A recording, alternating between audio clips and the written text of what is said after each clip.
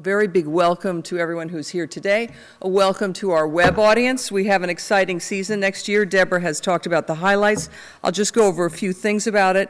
And hearing you talking about chamber music very much connects to what I think about in Washington, where I find Washington a city that is timeless and contemporary. I often walk among all the beautiful classical facades here on the Hill, and I think about the history that's being made every day and the battles that are being waged behind these facades. And as an American artist working at the Washington National Opera, we try to honor what's best about the past and take our inspiration from the past, but also try to do better as we create something that speaks to the human condition today. We are here in America at the dawn of the 21st century. And like the city we live in, we produce works that I believe should be classical, contemporary, and American. When I start to plan a season with my colleagues, I don't look for themes to connect the works, but themes seem to evolve as we emerge in our planning. And I think it gives all of us a way to understand opera in a context that can be dramatic, musical, and of course philosophical. And next year, with the offerings we have, it seems that the ideas or themes of freedom and regeneration emerge as the things that connect everything. We are opening with Carmen, and yes, we all kind of go, oh God, Carmen, the gypsy music, that's great. But remember, it's all about a woman who is not respected because of her race. She is without a home. Her only power is sex. What does she get for it? Death. We have a star-studded cast. We have a wonderful new production team. And a great conductor. Deborah mentioned Appomattox. It's an honor to finally present Philip Glass in an opera here at the Kennedy Center, and also in a work written with Christopher Hampton, one of the greatest playwrights of our age.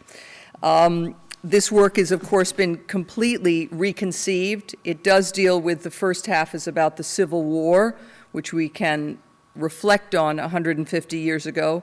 And the second act takes us to 50 years ago when MLK and LBJ were battling and eventually hammered out the Voting Rights Act. And then it allows us to ask questions about today, where are we 50 years on from that? I think you will be surprised and astonished by the cast that we've assembled for that, many of them playing double roles in each act, playing very important historic and very theatrical characters. In the middle of the winter, you will see all of our young artists as we continue our classical series of holiday entertainment. We'll be presenting Hansel and Gretel.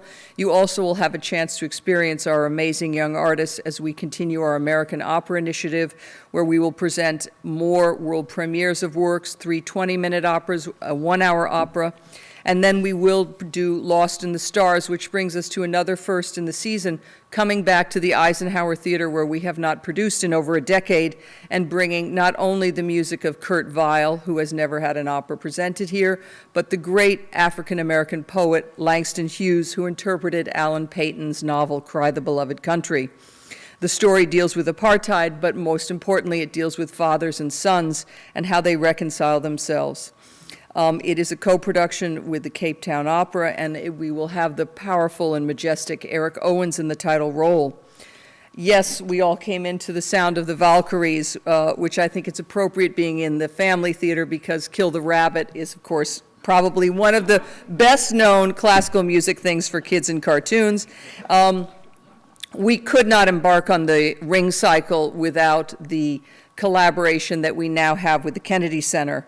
We began building this Ring Cycle almost 10 years ago when we were out of the Opera House at the DAR, and now we are able to bring together, I think, some of America's best musicians, chorus, orchestra, young artists, guest artists, supers, crew, children, creative teams, and our esteemed music director, Philippe Auguin, who will lead us as we climb to the top of this Mount Everest.